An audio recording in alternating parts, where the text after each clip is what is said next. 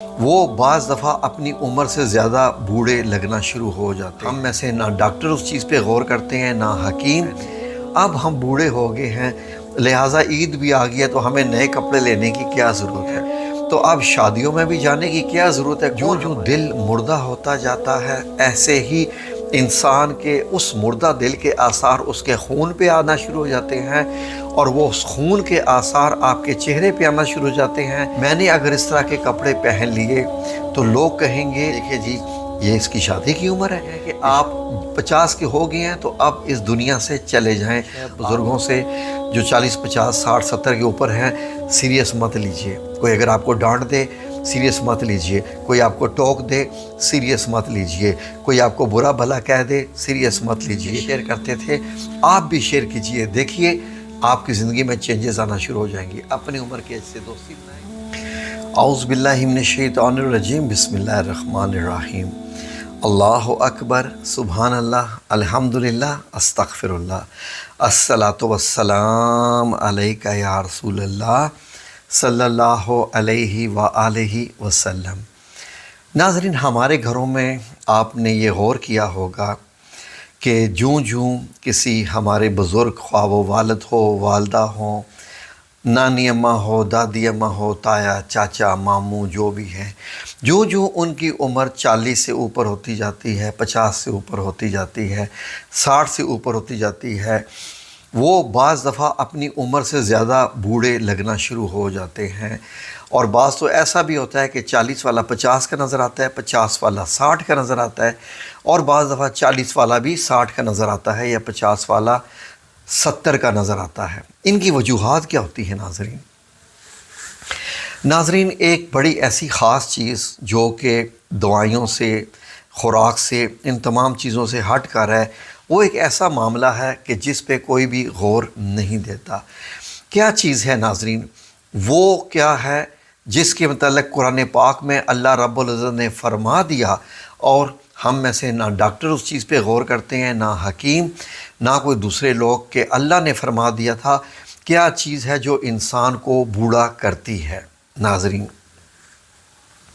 اللہ رب العزت نے قرآن پاک میں ایک لفظ جو ہے وہ استعمال کیا۔ لفظ کی بجائے میں مفہوم کہوں گا کہ ایک معنی خیز آتا ہے کہ ایسا خوف قیامت کا، حساب کا، ایسا خوف ہوگا کہ وہ بچے کو بھی بوڑھا کر دے گا، بچے کو بوڑھا کر دے گا۔ اب آپ کو سوچنے کی ضرورت ہے کہ کیا چیز ہے جو بچے کو بوڑھا کر دے گی، اس کے یہ کیا معاملات ہیں؟ تو یہ ناظرین بڑے عجیب معاملات ہیں جن کو سمجھنا اتنا آسان نہیں ہے کہ بچے بوڑھے ہو جائیں۔ کیا چیز؟ خوف۔ اس کا مطلب ہے کس چیز کا خوف؟ اس سے ہم یہ اخذ کر سکتے ہیں کہ انسان کے اندر کچھ خوف ایسے ہوتے ہیں جو انسان کو اس کی عمر سے زیادہ بوڑھا کر دیتے ہیں۔ نمبر 1، جو پہلا خوف ہمیں آتا ہے جیسے ہی ہم 30 35 40 کی عمر سے ہم بڑھتے ہیں، تو ایک خوف ہے جو ہمارے دلوں میں آتا ہے، وہ یہ خوف ہوتا ہے کہ ہم بوڑھے ہو رہے ہیں، اب ہمیں یہ نہیں کرنا، اب ہم بوڑھے ہو رہے ہیں، اب ہمیں ہنسنا نہیں، اب بوڑھے ہو رہے ہیں ہم، اب ہمیں فیشن یا اچھے کپڑے چن کے کپڑے بدل کے نہیں پہنے، اب ہم بوڑھے ہو گئے ہیں، لہٰذا عید بھی آ گئی ہے تو ہمیں نئے کپڑے لینے کی کیا ضرورت ہے؟ اب ہم بوڑھے ہو رہے ہیں تو اب ہمیں سیر سپاٹے کرنے کی کیا ضرورت ہے؟ اب ہم بوڑھے ہو رہے ہیں تو محفلوں میں بیٹھنے کی کیا ضرورت ہے؟ اب ہم بوڑھے ہو رہے ہیں تو اب شادیوں میں بھی جانے کی کیا ضرورت ہے؟ کون ہماری قدر کرے گا؟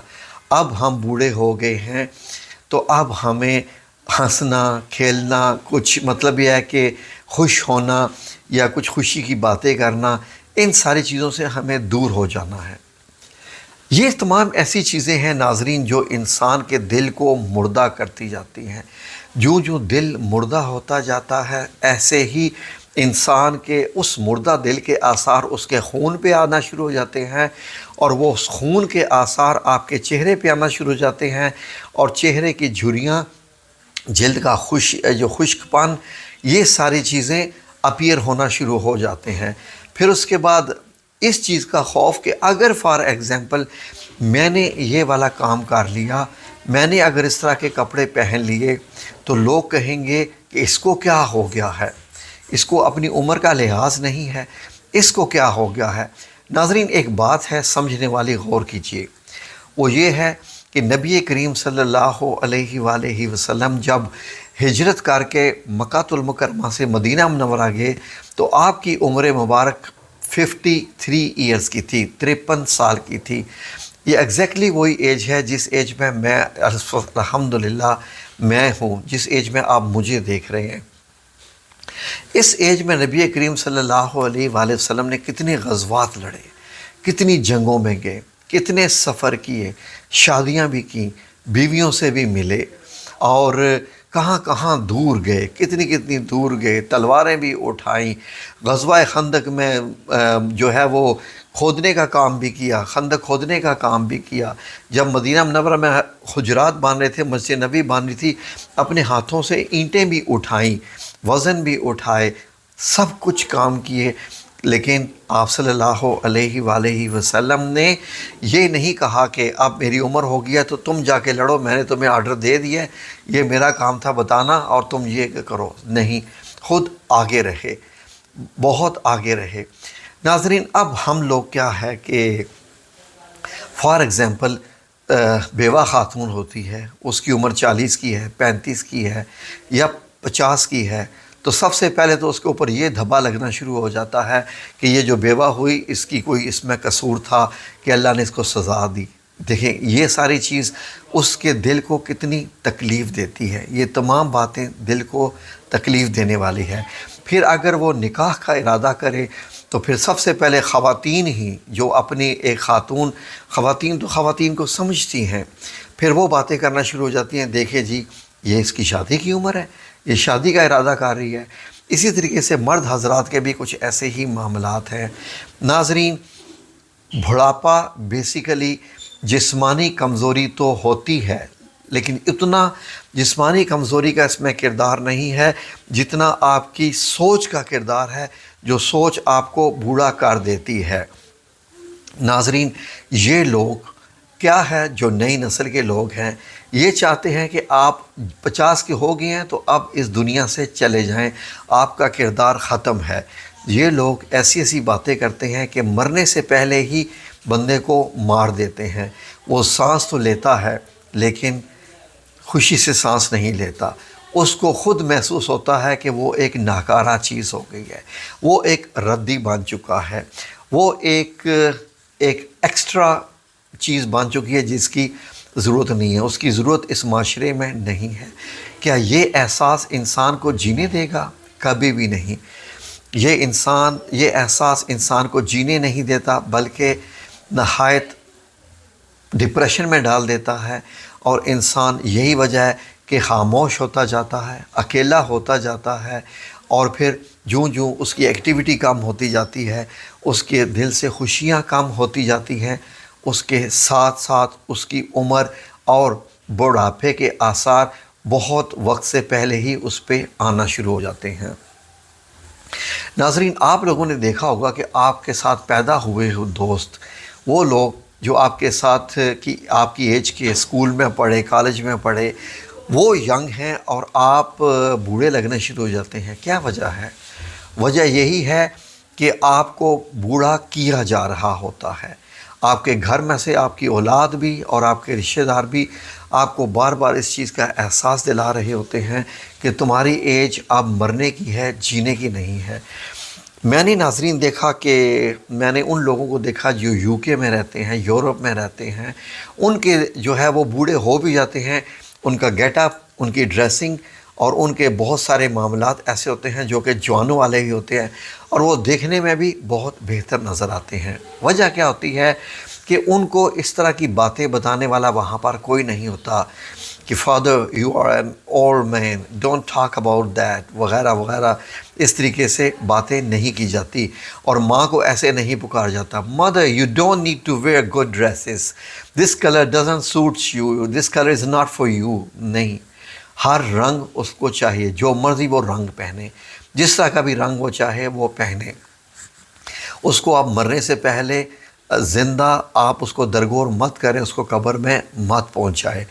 دوسرا یہ ہے کہ بجائے اس کے کہ آپ ان کو زندوں میں جانیں، ان کے ساتھ باتیں شیئر کریں، اپنے معاملات شیئر کریں، آپ کو چاہیے کہ آپ ان کو بٹھائیں، ان کے پاس لائف ایکسپیرینس ہے، ان کے لائف ایکسپیرینس سے فائدہ اٹھائیں، یہ آپ کے لیے بہت فائدہ مند ہے۔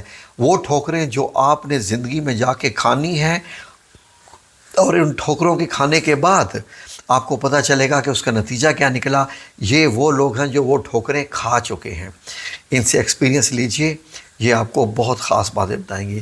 میری والدہ محترمہ جو مجھے باتیں بتاتی تھی جوانی میں، اور مجھے ان کی سمجھ نہیں آتی تھی، یقین کریں کہ میری سیلری ہوتی تھی تو میں شاپنگ پہ شاپنگ کرتا رہتا تھا، فضول چیزیں خریدتا رہتا تھا جن کی ضرورت نہیں ہوتی تھی، اور میں کہتا تھا کہ امی آپ کو نہیں پتہ ہے یہ وغیرہ وغیرہ، نہیں آپ کو کچھ نہیں پتہ۔ آج جب میں اس ایج میں پہنچا ہوں تو مجھے پتہ چلا کہ آج بھی میں اندازہ لگا رہا تھا کہ اس دور کی 30 لاکھ کی چیزیں خریدی ہوئی آج میں بازار میں بیچوں تو 300 روپے کی بھی کباڑیا نہیں لے گا، جو اس دور کی 30 لاکھ روپے کے میرے گفٹس اور کیا کیا چیزیں خریدی ہوئی کہ آج وہ کوڑیوں کے بھاؤ ہیں۔ اور میں اپنی والدہ محترمہ کو یاد کرتا ہوں کہ کاش میں نے ان کی ان باتوں پہ دھیان دیا ہوتا تو میں سمجھ چکا ہوتا کہ واقعی ان کے پاس زندگی کا تجربہ ہے جو میرے پاس ابھی نہیں ہے، تو میری اس ایج میں آ کے بھی مجھے اتنی محنت نہ کرنا پڑتی جتنی محنت میں کرتا، اس لیے کہ میں نے ان کی باتیں سنی نہیں تھی۔ اور بزرگوں سے بھی میری گزارش ہے کہ آپ کوشش کریں کہ اپنے آپ کو خود جوان رکھیں، ایسا ہے واک کریں، باہر نکلیں، اگر کوئی آپ کو منع کرتا ہے، آپ کے پاس پیسے ہیں تو آپ اچھے کپڑے پہنیے، گھومیے پھریے اور انٹرٹینمنٹ رکھیے، اور رب کریم سے جڑ کے رکھیے، نبی کریم سے جڑ کے رکھیے، روزانہ ورزش کو اپنے زندگی کا حصہ بنا لیں، اچھی خوراک کو زندگی کا حصہ بنا لیں۔ آپ ناکارہ نہیں ہیں، آپ تجربہ کار شخصیت ہیں، جو علم نالج آپ کے پاس ہے وہ ینگسٹرز کے پاس نہیں ہے۔ یہ علم نالج ٹرانسفر کیجئے ینگسٹرز میں، ان کو بٹھائیے اور ان کو اچھے اچھے قصے بتائیے، اچھی اچھی کہانیاں بتائیے، تاکہ وہ آپ سے سیکھیں اور وہ آپ کو اپنا دوست سمجھیں، نہ کہ وہ آپ کو اپنی زندگی پہ برڈن سمجھیں۔ برڈن وہ کب سمجھنا شروع کر دیتے ہیں جب آپ ان سے کنارہ کش اختیار کر لیتے ہیں اور ہر بات میں روکتے ہیں، ٹوکتے ہیں۔